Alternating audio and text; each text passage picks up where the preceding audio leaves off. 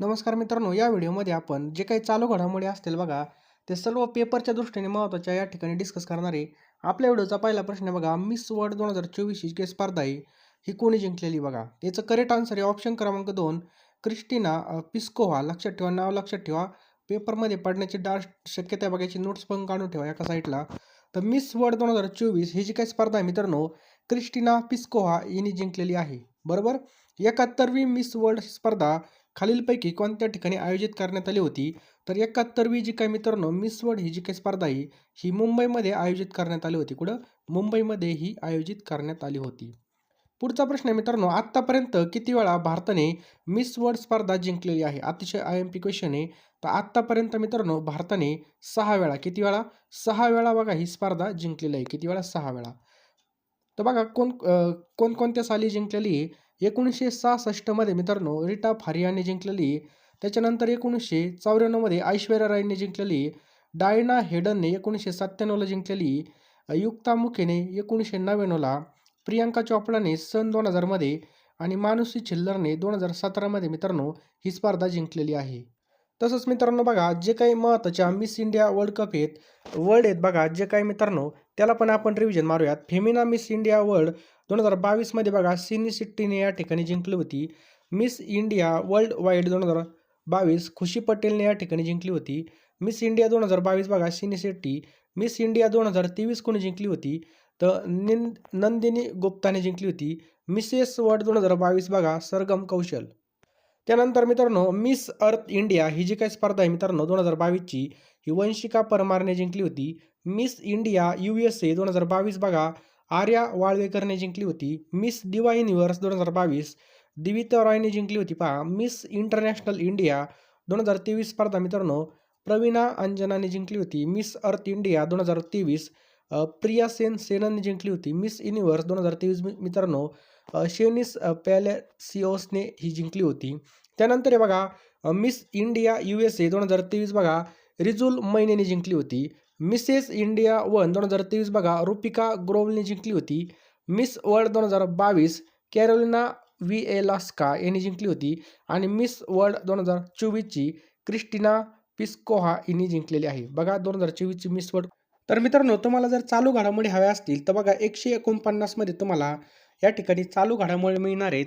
तुम्हाला काय करायचं आहे बघा, जो काय आपला Google Pay, फोनपे नंबर आहे हा 8275558283 याला 149 सेंड करायचे आहेत आणि त्याचा स्क्रीनशॉट WhatsAppला टाकायचा आहे. त्या ठिकाणी मित्रांनो तुम्हाला जे काही महत्त्वाचे टॉपिक झाले असतील बघा, ते सगळ्याचे PDF तुम्हाला या ठिकाणी मिळणार आहेत. जे पोलीस भरती आता आपल्याकडे टाईम आहे मित्रांनो थोडाफार, तरी एवढा पण टाईम नाही. परंतु तुम्ही जर आत्ता या ठिकाणी घेतल्या नोट्स, काय काय करताय तर मित्रांनो, की पेपर आज उद्या पेपर आहे आणि आज आपल्या नोट्स घेतात. काय उपयोग होणार आहे त्याचा? काहीच उपयोग होणार नाही. त्यामुळे आत्तापासूनच आपल्याला स्टडी करायची, त्याचा फायदा करून घ्यायचा आहे आणि यावर्षी आपल्याला काही करून मित्रांनो वर्दी घालायची म्हणजे घालायचीच आहे मित्रांनो. कारण की असा चान्स पुन्हा येणार नाही. 17,000 पेक्षा जास्त जागा आपल्यासाठी या ठिकाणी उपलब्ध झालेल्या आहेत. मागच्या वर्षा भरतीप्रमाणेच ही सुद्धा भरती असणार आहे. त्यामुळे लगेचच्या लगे मित्रांनो आपल्या नोट्स तुम्ही विकत घ्या मित्रांनो. कारण की ₹149 काहीच नाहीत. तुम्हाला एका ग्रुपला ॲड केलं जाईल. त्या ठिकाणी तुम्हाला दररोजच्या अपडेटसुद्धा टाकल्या जातील. त्यामुळे लगेचच्या लगे मला 149 सेंड करा. लवकरात लवकर घ्या मित्रांनो, कारण की टाईम आपल्याकडे भरपूर कमी असणार आहे. जास्त काही सांगत नाही मित्रांनो. हा जो काही नंबर आहे याला तुम्ही 149 सेंड करू शकता आणि ह्या ज्या काही नोट्स आहेत मित्रांनो तुम्हाला WhatsAppला मी सेंड करून देईल काही सेकंदामध्येच. कोण आहे? Christina Piskova. मित्रांनो हे जे काही पॉईंट आहेत हे सगळे महत्त्वाचे आहेत आणि मित्रांनो अशाच प्रकारच्या चालू घडामोडी पाहण्यासाठी आपलं चॅनल सबस्क्राईब करून ठेवा. बेल आयकॉन ऑन करून ठेवा आणि या व्हिडिओला नक्कीच लाईक करा. जर तुम्ही लाईक केलं तरच तुम्हाला बघा अशी क्वालिटी व्हिडिओ तुमचं YouTube रिकमेंडेशन तुम्हाला येत जाईल. त्यामुळे व्हिडिओला नक्कीच एक लाईक करा. पुढचा प्रश्न आहे मित्रांनो, वाईज अँड अदर्स बघा, वाईज अँड अदर्स हे पुस्तक खालीलपैकी कोणाचं आहे? तर मित्रांनो सुधा मूर्ती, ऑप्शन क्रमांक 2 सुधा मूर्तीचं हे पुस्तक आहे बघा. हे कशामुळे चर्चेत आहेत तर बघा इन्फोसिसचे जे काही सहसंस्थापक आहेत नारायण मूर्ती यांच्या या बघा ह्या पत्नी आहेत आणि लेखिका सुद्धा आहेत बघा. या सुधा मूर्ती यांची बघा राज्यसभेवर निवड करण्यात आली आहे, त्यामुळे यांचं नाव चर्चेमध्ये आले बघा. 8 मार्चला जागतिक महिला दिनानिमित्त यांची नेमणूक बघा राज्यसभेवर करण्यात आलेली बघा. सुधा मूर्ती या इन्फोसिस फाउंडेशनचे माजी अध्यक्ष सुद्धा होत्या. सुधा मूर्ती यांना पद्मश्री पुरस्कार आणि पद्मभूषण पुरस्काराने सुद्धा सन्मानित करण्यात आलेले पहा. कला साहित्य विज्ञान, पॉईंट लक्षात घ्या, कला साहित्य विज्ञान आणि सामाजिक सेवा या क्षेत्रातील योगदानासाठी बघा भारताचे राष्ट्रपती बघा 12 सदस्यांना राज्यसभेमध्ये नामनिर्देशित करत असतात. त्यापैकी बघा यांचं नाव या ठिकाणी नामनिर्देशित करण्यात आलेलं आहे. ओ-टी-टी प्लॅटफॉर्म सुरू करणाऱ्या भारतातील पहिलं राज्य कोणतं आहे? तर बघा ओ-टी-टी प्लॅटफॉर्म सुरू करणारं भारतामधील पहिलं राज्य बघा केरळ राज्य. कोणतं राज्य आहे? केरळ हे राज्य आहे बघा. भारतामध्ये ए-आय म्हणजे काय? आर्टिफिशियल इंटेलिजन्सची जे काही शिक्षण आहे बघा त्याची सुरुवात कोणत्या ठिकाणी झाली? तर भारतामध्ये ए-आयची जी काही शिक्षणाची सुरुवात आहे मित्रांनो तिरुअनंतपुरममध्ये करण्यात आलेली आहे बघा. लक्षात ठेवायचं आहे तिरुअनंतपुरममध्ये. त्याच प्रकारे या ठिकाणी पहा भारतामधील पहिली अंडर वॉटर मेट्रो या मेट्रोचं उद्घाटन कोणत्या ठिकाणी करण्यात आलं? तर कोलकातामध्ये मित्रांनो. लक्षात ठेवा कोलकातामध्ये भारतातील पहिल्या अंडर वॉटर मेट्रोचं या ठिकाणी उद्घाटन करण्यात आलेलं आहे. पुढचा प्रश्न आहे मित्रांनो वनतारा. अतिशय महत्त्वाचा प्रश्न आहे मित्रांनो, सगळ्यांनी नोट डाऊन करून घ्या. वनतारा हे वन्य प्राण्यांचे संरक्षण आणि पुनर्वसन केंद्र कोणत्या ठिकाणी उभारण्यात आलेलं आहे? तर जामनगर. लक्षात ठेवा मित्रांनो जामनगरमध्ये वनतारा हे वन्य प्राण्यांचे संरक्षण आणि पुनर्वसन केंद्र उभारण्यात आलेलं आहे. नेक्स्ट बघा प्रतिष्ठित गोवर आणि रुबेला चॅम्पियन पुरस्कार कोणत्या देशाला देण्यात आलेला आहे? तर मित्रांनो हा आपल्या भारत देशाला देण्यात आलेला आहे. प्रतिष्ठित गोवर आणि रुबेला चॅम्पियन पुरस्कार हा भारत देशाला देण्यात आलेला आहे बघा. बघा या ठिकाणी जर पाहिलं तर रोगांशी लढण्यासाठी केलेल्या अनुकरणीय प्रयत्नांसाठी वॉशिंग्टन या ठिकाणामधील अमेरिकन रेड क्रॉस मुख्यालयामध्ये आरोग्य आणि कुटुंब कल्याण मंत्रालयाच्या वतीने बघा जे काही आपले राजदूत आहेत श्रीप्रिया रंगनाथ यांनी हा पुरस्कार स्वीकारलेला आहे. पुढचा प्रश्न आहे मित्रांनो राष्ट्रीय युवा संसद महोत्सव 2024ची कितवी आवृत्ती नुकतीच संपन्न झालेली आहे? तर नॅशनल युथ पार्लमेंट फेस्टिवल याची मित्रांनो 6वी. लक्षात ठेवा 6वी आवृत्ती नुकतीच या ठिकाणी संपन्न झालेली. पुढचा प्रश्न आहे मित्रांनो कोणत्या मंत्रालयाने प्रेरणा कार्यक्रम चालू केलेला आहे? तर शिक्षण मंत्रालयाने मित्रांनो या ठिकाणी बघा प्रेरणा कार्यक्रम सुरू केलेला बघा शिक्षण मंत्रालयाने. सर्व सहभागींना अर्थपूर्ण, वैशिष्ट्यपूर्ण आणि प्रेरणादायी अनुभव देऊन त्याचे सक्षमीकरण करणे यामागचा मुख्य उद्देश पहा. भारतीय निवडणूक आयोगाने मेरा पहिला वोट देश के लिए ही जी काही मोहीम आहे ही चालू केलेली बघा. तरुणांना निवडणूक प्रक्रियेमध्ये सहभागी करून घेण्यासाठी आणि प्रोत्साहित करण्यासाठी मित्रांनो हा उपक्रम चालू करण्यात आला आहे बघा. पुढचा प्रश्न बघा मित्रांनो कोणत्या राज्याने किंवा केंद्रशासित प्रदेशाने ऑपरेशन कामधेनू सुरू केलेलं आहे? तर कोणतं आहे बघा केंद्रशासित प्रदेश जम्मू आणि काश्मीर. लक्षात ठेवा या केंद्रशासित प्रदेशाने ऑपरेशन कामधेनू चालू केलेलं आहे. पुढचा या ठिकाणी जर याचा उद्देश पाहिला तर गुरांच्या तस्करींच्या मुख्य सूत्रधारांना पकडणे आणि त्यांच्या क्रियाकलापांची छाननी करणे ह्या ऑपरेशन. तर मित्रांनो पोलीस भरतीच्या जास्तीत जास्त अभ्यासासाठी बघा पोलीस भरती 411 प्रश्नपत्रिका संच यामध्ये बघा 2023मध्ये जे काही प्रश्न झालेले आहेत त्याचं आपल्याला या ठिकाणी पूर्ण स्पष्टीकरण, त्याचबरोबर जे काही महत्त्वाचे आपल्याला MCQ असतील बघा जास्तीत जास्त MCQच्या प्रॅक्टिससाठी बघा मित्रांनो हे पुस्तक अतिशय सर्वोत्तम आहे. स्मार्ट स्टडी पब्लिकेशनचं 595 रुपये किंमत आहे मित्रांनो. त्याचबरोबर पोलीस भरती 812 भाग 1 प्रश्नपत्रिका संच यामध्ये सुद्धा मित्रांनो 1 ते 244 प्रश्नपत्रिकाचा समावेश करण्यात आला आहे.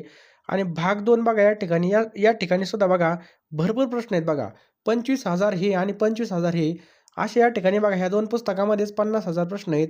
आणि मला नाही वाटत मित्रांनो या पुस्तकाच्या बाहेर काही पडू शकतं, कारण की जेवढे पण पेपर झाले त्याचा पूर्णपणे या ठिकाणी बघा आपल्याला या ठिकाणी समावेश करण्यात आलेला आहे मित्रांनो. पोलीस भरती भाग 1 आणि भाग 2 आणि प्रश्नपत्रिका संच बघा जास्तीत जास्त आपल्याला सक्सेस मिळवण्यासाठी मागचे प्रश्न पाहणं खूप अर्जंट असतं बघा, कारण की त्यानुसारच आपली प्रॅक्टिस होते. आणि वेळ लावून जर प्रश्न सोडवले मित्रांनो तर भरपूर या ठिकाणी आपला अभ्यास होणार आहे. त्यामुळे लगेचच्या लगे याचा स्क्रीनशॉट मारून ठेवा किंवा या नंबरला तुम्ही नक्की मेसेज करा. तुम्हाला पुस्तकं मिळून जातील किंवा याचा स्क्रीनशॉट पुस्तकाच्या दुकानामध्ये दाखवला तुम्हाला पुस्तके घरपोच पाठवले जातील. म्हणजे तुम्ही घेऊन या तिथून दुकानातून. अतिशय महत्त्वाचं आहे बघा आत्ताच या ठिकाणी बघा याचा निर्णय देण्यात आला आहे. CAA या कायद्याचा फुल फॉर्म काय आहे? याचा फुल फॉर्म आहे बघा सिटिझनशिप अमेंडमेंट ॲक्ट. लक्षात ठेवायचं मित्रांनो सिटिझनशिप अमेंडमेंट ॲक्ट हा कायदा काय आहे बघा. तर हा जो काही कायदा आहे मित्रांनो हा नागरिकत्व कायदा आहे बघा. बाहेरून आलेले जे काही लोक आहेत हे भारताचे नागरिकत्व या ठिकाणी बघा देणे या संदर्भामध्ये मित्रांनो या ठिकाणी जर पाहिलं पाकिस्तान, त्याच्यानंतर अफगाणिस्तान, त्याचबरोबर बांगलादेशमधून हे जे काही लोक आलेले आहेत बघा यांना 31 डिसेंबर 2014 पूर्वी भारतात आलेल्या हिंदू, शीख, जैन, बौद्ध, पारशी आणि ख्रिश्चनांसह अन्य पीडित गैरमुस्लिम बघा यांना हे जे काही स्थलांतरित आहेत यांना भारताचं नागरिकत्व देण्यासाठी हा कायदा आलेला आहे बघा. त्यासाठी बघा 1955च्या नागरिकत्व कायद्यामध्ये बदल करण्यात आले बघा. कायदा अस्तित्वामध्ये कधी आला होता? तर 2016 मध्ये मित्रांनो नागरिकत्व सुधारणा विधेयक CAA सादर करण्यात आलं होतं. 9 डिसेंबर 2019ला हे लोकसभेमध्ये मंजूर करण्यात आलं. त्यानंतर 11 डिसेंबर 2019ला राज्यसभेमध्ये मंजूर केलं. 12 डिसेंबर 2019ला राष्ट्रपतीची या ठिकाणी सही झालेली आहे आणि आता हे बघा लागू होणार आहे. याची जी काही अधिसूचना आहे ती जारी करण्यात आलेली. तर मित्रांनो बघा अशा प्रकारे आपण चालू घडामोडीचे प्रश्न पाहिले. चॅनलवर नवीन असाल तर चॅनलला सबस्क्राईब करा आणि बेल आयकॉन ऑन करा. डिस्क्रिप्शन बॉक्समध्ये बघा आपल्या टेलिग्रामची लिंकसुद्धा टाकलेली. ती लिंकसुद्धा तुम्ही जॉईन करून घ्या. उदास यांचं नुकतंच निधन झालं, तर ते कशासाठी प्रसिद्ध होते? अतिशय IMP क्वेश्चन आहे बघा. निधन वार्तावरती आपल्याला हमखास प्रश्न पाहायला मिळतो. तर बघा ते गझल गायक होते. कोण होते बघा? गझल गायक संदर्भामध्ये पंकज उधास हे संबंधित होते बघा. लक्षात ठेवा. या ठिकाणी जर पाहिलं मित्रांनो, तर प्रसिद्ध गायक पंकज उधास यांचं निधन झालं आहे. वयाच्या 73व्या वर्षी बघा त्यांनी अखेरचा श्वास घेतलेला आहे. पंकज उधास यांचं मुकरार, त्याच्यानंतर तरनम, मेहफिल आदी गाणी चांगलीच लोकप्रिय आहेत बघा. त्यानंतर चिठ्ठी आई हे या गाण्यापासून पंकज उधास घराघरामध्ये पोहोचले होते बघा. चिठ्ठी आई हे गाणं त्यांचं गाजलं होतं बघा. 2006 मध्ये त्यांना संगीत क्षेत्रामधील योगदानासाठी पंकज उधास यांना पद्मश्री या भारतामधील 4थ्या सर्वोच्च पुरस्काराने गौरवण्यात आलं होतं पहा. आणि मित्रांनो तुम्ही जर आपल्या चॅनलवरती नवीन असाल तर चॅनलला सबस्क्राईब करून बेल आयकॉन नक्कीच ऑन करा आणि या व्हिडिओला नक्कीच एक लाईक करा पहा. पुढचा प्रश्न आहे बघा. भारत जपान सांस्कृतिक लष्करी सराव धर्म गार्डियन याच्या 5व्या आवृत्तीला कोणत्या ठिकाणी सुरुवात झाली? कोणता? धर्म गार्डियन. हा भारत आणि जपान दरम्यान बघा लष्करी सराव आहे. त्याचं नाव आहे धर्म गार्डियन. याची जी काही सुरुवात आहे मित्रांनो ही राजस्थानमध्ये झालेली. लक्षात ठेवायचं आहे राजस्थानमध्ये. लक्षात ठेवा. भारत जपान इथं बघा भारत जपान संयुक्त लष्करी सराव धर्म गार्डियन याच्या 5व्या आवृत्तीला राजस्थानमधील महाजन फील्ड फायरिंग रेंजमध्ये या ठिकाणी सुरुवात झालेली बघा. हा सराव मित्रांनो 25 फेब्रुवारी ते 9 मार्च 2024 या कालावधीमध्ये आयोजित केला जाणार आहे. हा एक वार्षिक सराव आहे. भारत आणि जपानमध्ये मित्रांनो वैकल्पिकरित्या हा आयोजित केला जातो. या संयुक्त लष्करी सरावामुळे दोन्ही बाजूंना रणनीती तसेच तंत्र रणनीतीच्या कारवाया चालवण्याच्या कार्यपद्धतीमधील सर्वोत्तम पद्धती या ठिकाणी सामायिक करता येणार आहेत.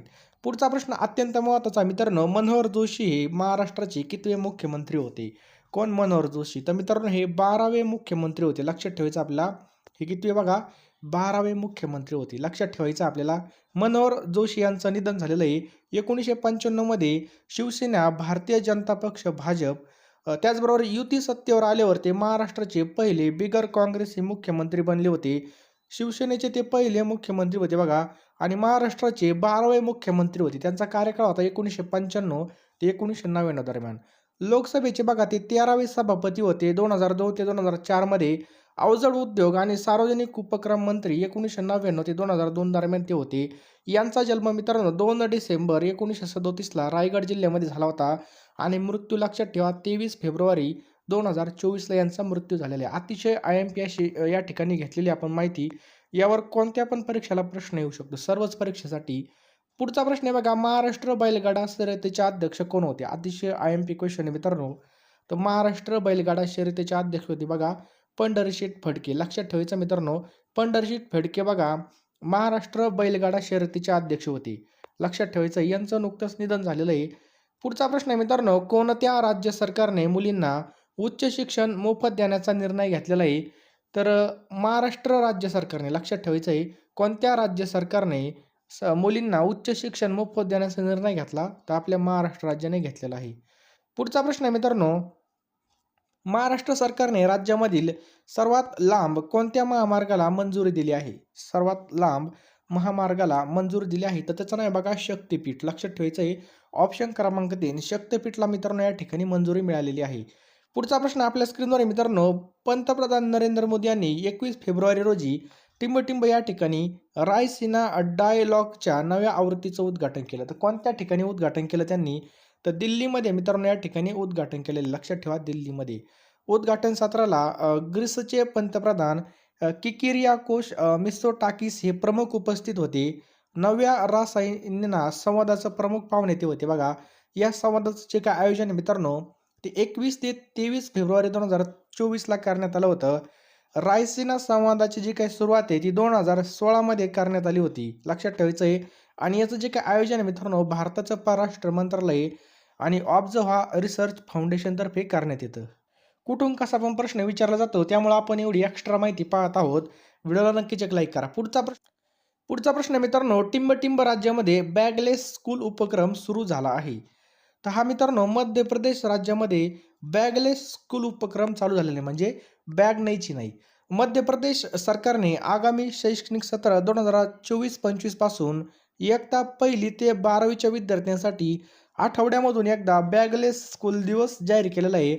हा जो काही निर्णय आहे मित्रांनो, हा सर्व सरकारी आणि खाजगी शाळांना लागू करण्यात आले बघा. याचा मुख्य उद्देश बघा, शाळा ही विद्यार्थ्यांसाठी तणावाचा स्रोत नसून आनंदाचा स्रोत मानली जावी हे सुनिश्चित करणे याचा मुख्य उद्देश आहे. पुढचा प्रश्न अत्यंत महत्त्वाचा मित्रांनो, सगळ्यांनी लिहून घ्या.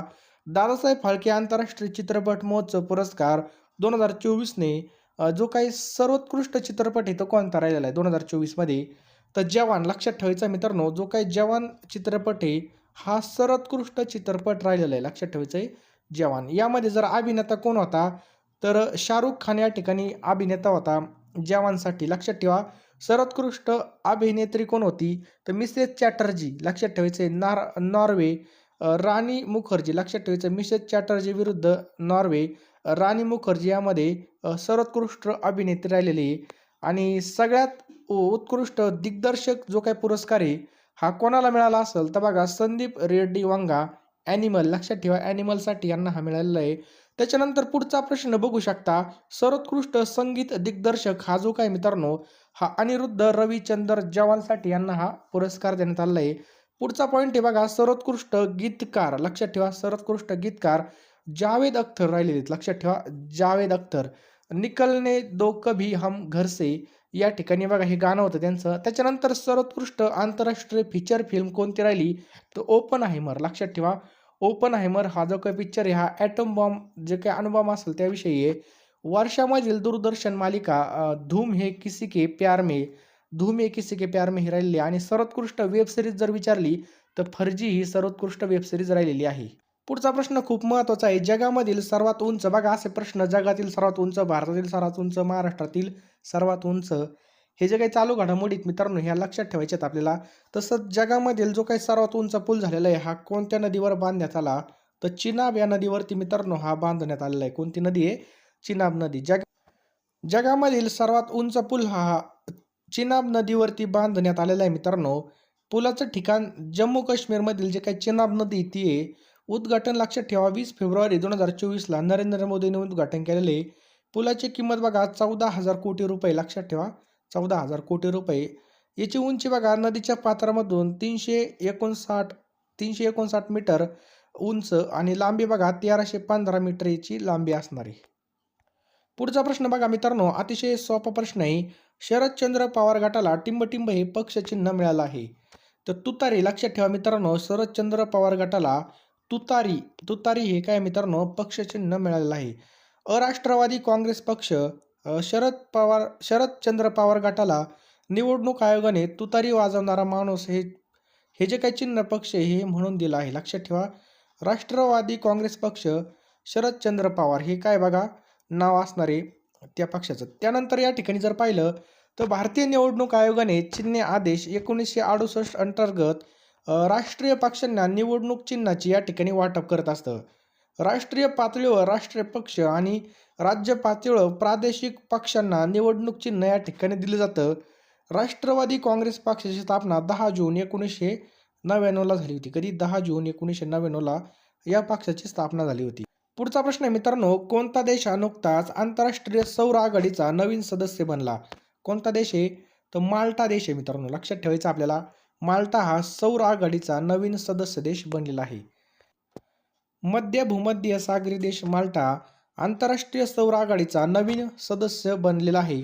आंतरराष्ट्रीय सौर आघाडीमध्ये सामील होणारा 119वा देश म्हणून भारताने माल्टाचं या ठिकाणी स्वागत केलेलं आहे. बघा माल्टा या ठिकाणामध्ये परराष्ट्र व्यवहार मंत्रालयाचं स्थायी सचिव ख्रिस्तोफर कटजर यांनी नवी दिल्ली या ठिकाणी ISA फ्रेमवर्क करारावर या ठिकाणी स्वाक्षरी सुद्धा केलेली आहे.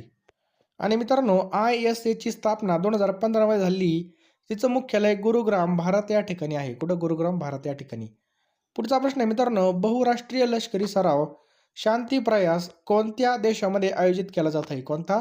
शांती प्रयास. तर मित्रांनो, हा नेपाळमध्ये आयोजित केला जात आहे. लक्षात ठेवायचं आपल्याला, नेपाळमध्ये हा आयोजित केला जात आहे. पुढचा या ठिकाणी जर माहिती पाहिली तर बहुराष्ट्रीय लष्करी सराव शांती प्रयास 4 हा नेपाळमध्ये आयोजित केला जात आहे. या सरावामध्ये भारत, बांगलादेश आणि पाकिस्तानसह 19 देश यामध्ये सहभागी होत आहेत. 2 आठवड्यांच्या लष्करी सरावाचं उद्घाटन पंतप्रधान पुष्पक कमल दल प्रचंड यांनी केलं आहे. पुढचा प्रश्न आहे मित्रांनो, द्वारका या ठिकाणी भारतामधील सर्वात लांब केबल स्टँड ब्रिज सुदर्शन सेतूचं उद्घाटन कोणी केलं? तर कोणी केलं मित्रांनो? नरेंद्र मोदी यांनी याचं उद्घाटन केलेलं आहे. लक्षात ठेवायचं, नरेंद्र मोदी यांनी. पंतप्रधान नरेंद्र मोदी यांनी रविवारी ओखा मुख्य भूमी आणि बेट द्वारका यांना जोडणाऱ्या सुदर्शन सेतू या भारतामधील सर्वात लांब केबल स्टँड पुलाचं उद्घाटन केलेलं आहे. लक्षात ठेवायचं आहे. उद्घाटनाला गुजरातचे मुख्यमंत्री भूपेंद्र पटेल हे उपस्थित होते. पुलाच्या अनोख्या रचनेतील भगवद्गीतेमधील श्लोक आणि भगवान कृष्णाच्या प्रतिमा असलेला फुटपाथाचा समावेश बघा. गोमती सोलर पॅनलने सुसज्ज असलेल्या या पुलावरून 1 मेगावॅट वीज निर्मिती होते. बघा किती, 1 मेगावॅट वीज निर्मिती होते. पुढचा प्रश्न आहे मित्रांनो, 26 फेब्रुवारी रोजी पंतप्रधान नरेंद्र मोदी यांनी किती अमृत भारत स्थानकांच्या पायाभरणी समारंभाचं उद्घाटन करणार आहेत? तर 550. लक्षात ठेवायचं आपल्याला, किती? 550 या ठिकाणी याचं करेक्ट आन्सर होईल. समजलं? तर बघा 26 फेब्रुवारी रोजी पंतप्रधान नरेंद्र मोदी 550 अमृत भारत स्थानकांच्या पायाभरणी समारंभाचं उद्घाटन करण्यात आहेत. बघा रूप टॉप प्लाझा आणि सिटी सेंटर विकसित करून 40,000 कोटी रुपयांच्या गुंतवणुकीसह रेल्वे स्टेशन सुविधा सुधारण्याचं या उपक्रमाचं उद्दिष्ट आहे मित्रांनो. या व्यतिरिक्त पंतप्रधानांनी विविध राज्यांमध्ये सुमारे 1500 रोड ओव्हरब्रिज आणि अंडरब्रिजची पायाभरणी सुद्धा या ठिकाणी केलेली आहे, करणार आहेत. बघा पुढचा प्रश्न आहे बघा, 19व्या आशियाई खेळ आणि 4थ्या आशियाई पॅरा गेम्समध्ये सुवर्ण पदक मिळवलेल्या जवानांसाठी किती आर्थिक बक्षीस म्हणून मंजूर करण्यात आलं आहे? बघा 19व्या आशियाई खेळ आणि 4थ्या आशियाई पॅरा गेम्समध्ये सुवर्ण पदक ज्यांनी मिळवलंय त्या जवानांसाठी बघा 25 लाख रुपये. लक्षात ठेवायचं आपल्याला, 25 लाख रुपये आर्थिक या ठिकाणी बघा करण्यात आलेली ही मदत, म्हणजे बक्षीस जाहीर करण्यात आलेले बघा. भारताचे संरक्षण मंत्री राजनाथ सिंह यांनी सप्टेंबर-ऑक्टोबर 2023 मध्ये झालेल्या 19व्या आशियाई खेळ आणि 4थ्या आशियाई पॅरा गेम्समध्ये पदक मिळवलेल्या सशस्त्र दलाच्या जवानांसाठी आर्थिक बक्षीस या ठिकाणी मंजूर केलेलं आहे. बघा दोन्ही खेळांसाठी सुवर्ण पदक विजेत्यांना रोख रक्कम दिली जाईल, प्रत्येकी बघा 25 लाख रुपये. तसेच रौप्य पदक विजेत्यांना प्रत्येकी 15 लाख रुपये आणि कांस्य पदक विजेत्यांना प्रत्येकी 10 लाख रुपये या ठिकाणी देण्यात येणार आहेत. भारतामधील सर्वात मोठं संरक्षण उपकरण प्रदर्शन कोणत्या ठिकाणी सुरू होत आहे? तर मित्रांनो, सर्वात मोठं संरक्षण उपकरण प्रदर्शन हे मोशी या ठिकाणी होणार आहे. बघा पुण्याजवळील मोशी येथे भारतामधील सर्वात मोठं संरक्षण उपकरण प्रदर्शन सुरू होत आहे. हे प्रदर्शन मित्रांनो 10 दिवस चालणारे आणि 27 एप्रिल 2023 हे बघा संपणार आहे. या प्रदर्शनामध्ये देश-विदेशामधील 1000हून अधिक कंपन्या सहभागी होणार आहेत. किती? 1000 पेक्षा जास्त कंपन्या सहभागी होणार आहेत. तर आपल्या सर्वांना माहिती आहे बघा, महाराष्ट्राचे मुख्यमंत्री बघा एकनाथ शिंदे. लक्षात ठेवा, एकनाथ शिंदे. महाराष्ट्राचे उपमुख्यमंत्री विचारलं तर अजित पवार आहेत आणि देवेंद्र फडणवीस आहेत. बघा अजित पवार यांच्याकडे बघा वित्त विभाग सुद्धा आहे. बघा वित्तमंत्री सुद्धा कोण आहेत? बघा अजित पवार आहेत आपल्या महाराष्ट्राचे. सामाजिक न्यायमंत्री कोण आहेत मित्रांनो? या ठिकाणी आपल्याला लक्षात ठेवायचं बघा, एकनाथ शिंदे हे सामाजिक न्यायमंत्री. त्याच्यानंतर उपमुख्यमंत्री कोण आहेत? देवेंद्र फडणवीस आणि अजित पवार. या ठिकाणी बघा आपल्या महाराष्ट्रामध्ये 2 उपमुख्यमंत्री सुद्धा आहेत. त्यानंतर बघा वित्तमंत्री मी तुम्हाला सांगितलं अजित पवार हे काय आहेत? बघा वित्तमंत्री आहेत. त्यानंतर गृहमंत्री आहेत मित्रांनो देवेंद्र फडणवीस. लक्षात ठेवायचं आपल्याला, गृह खातं कोणाकडे? बघा देवेंद्र फडणवीस यांच्याकडे. आणि त्यानंतर मित्रांनो विधी आणि न्यायमंत्री हे कोण आहेत? पहा देवेंद्र फडणवीस हे आहेत. लक्षात ठेवायचं आपल्याला, विधी आणि न्यायमंत्री कोण आहेत? बघा देवेंद्र फडणवीस आहेत. त्यानंतर मित्रांनो अल्पसंख्याक मंत्री कोण आहेत? अब्दुल सत्तार हे मित्रांनो अल्पसंख्याक मंत्री आहेत. महसूल मंत्री सगळ्याला माहिती आहे मित्रांनो राधाकृष्ण विखे पाटील हे कोण आहेत बघा महसूल मंत्री आहेत. पर्यटन मंत्री आहेत मित्रांनो गिरीश महाजन. लक्षात ठेवा मित्रांनो आपल्या महाराष्ट्राचे पर्यटन मंत्री कोण आहेत? गिरीश महाजन आहेत. उद्योग मंत्री मित्रांनो लक्षात ठेवा उदय सामंत हे कोण आहेत बघा उद्योग मंत्री आहेत. शिक्षण मंत्री बघा दीपक केसरकर. शिक्षण मंत्री आहेत दीपक केसरकर. त्यानंतर मित्रांनो आरोग्य मंत्री लक्षात ठेवा मित्रांनो आरोग्य मंत्री कोण आहेत? तर तानाजी सावंत हे बघा सध्याचे आरोग्य मंत्री आहेत. पाणी पुरवठा मंत्री मित्रांनो गुलाबराव पाटील. लक्षात ठेवा पाणी पुरवठा मंत्री कोण आहेत? गुलाबराव पाटील आहेत. कृषी मंत्री मित्रांनो धनंजय मुंडे. लक्षात ठेवा मित्रांनो कृषी मंत्री आहेत धनंजय मुंडे. सहकार मंत्री मित्रांनो दिलीप वळसे पाटील हे कोण आहेत पहा सहकार मंत्री आहेत. दिलीप वळसे पाटील सहकार मंत्री आहेत. लक्षात ठेवायचं बघा.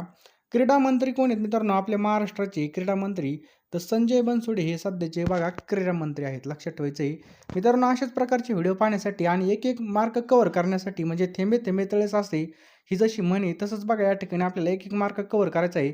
यासाठी मित्रांनो जे काही सबस्क्राईबचं बटन आहे बघा ते दाबून घ्या आणि बेल आयकॉन ऑन करून ठेवा आणि लगेच मित्रांनो या व्हिडिओला लाईक करा. लाईक केल्यामुळे काय होतं मित्रांनो तुमची यूट्यूबचे फीड असते मित्रांनो त्या फीडमध्ये फक्त तुम्हाला अशाच प्रकारचे व्हिडिओ दिसतील बघा. अदर चॅनलचे सुद्धा दिसतील आणि आपल्या चॅनलचे सुद्धा दिसतील. त्यामुळे लाईक करून ठेवा. तुम्ही म्हणताना लाईक करून आपल्याला काय भेटतं तर ह्यो फायदा होतो मित्रांनो तुमचा सुद्धा या ठिकाणी फायदा आहे 100%.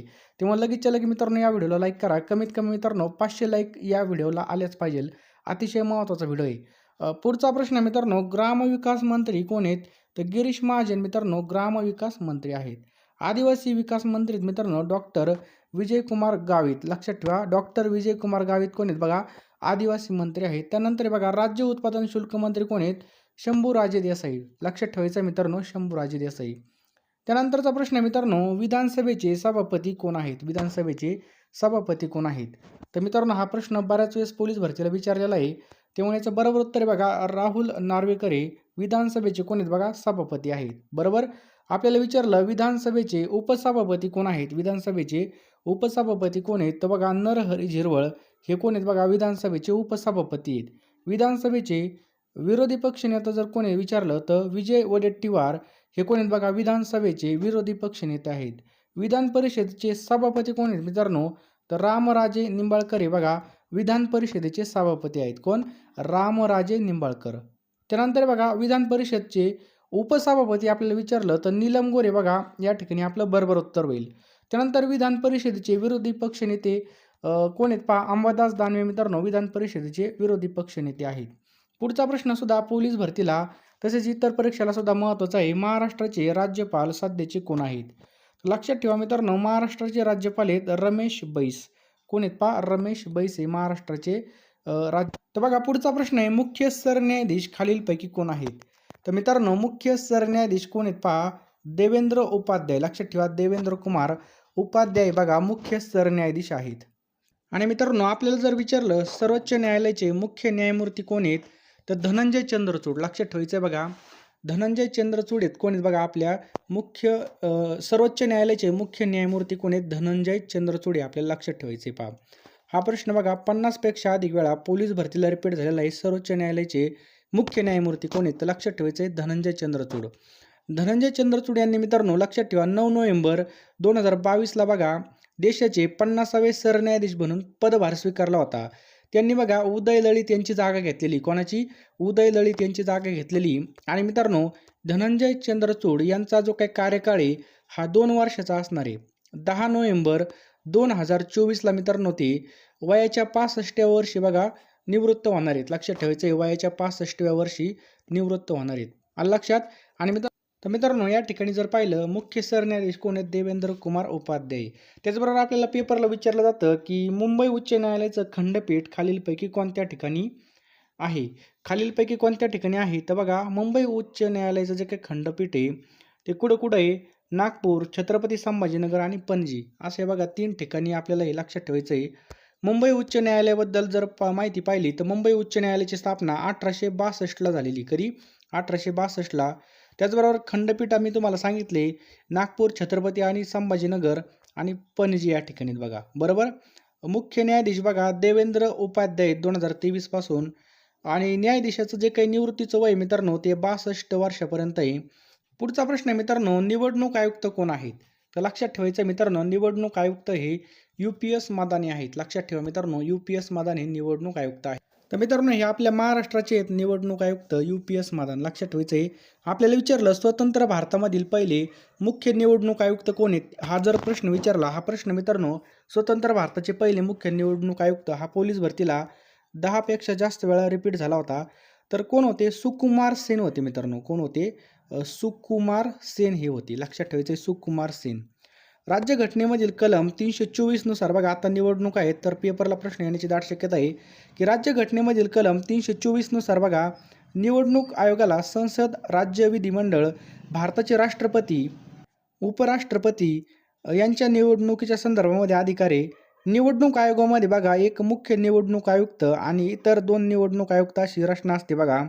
निवडणूक आयोग सदस्याचा जो काही कार्यकाळ आहे हा 6 वर्ष किंवा वयाची 65 वर्ष बघा, यापर्यंत असतो बघा. 6 वर्ष किंवा वयाची 65 वर्ष पूर्ण होईपर्यंत असतो. आणि निवडणूक आयोगाची स्थापना लक्षात ठेवायची मित्रांनो आपल्याला, 25 जानेवारी 1950ला निवडणूक आयोगाची स्थापना झाली होती. 25 जानेवारी 1950ला. समजलं?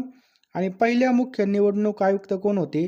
महिला जर विचारले, पहिल्या महिला मुख्य निवडणूक आयुक्त तर व्ही एस रमादेवी ह्या होत्या. लक्षात ठेवायचं आहे.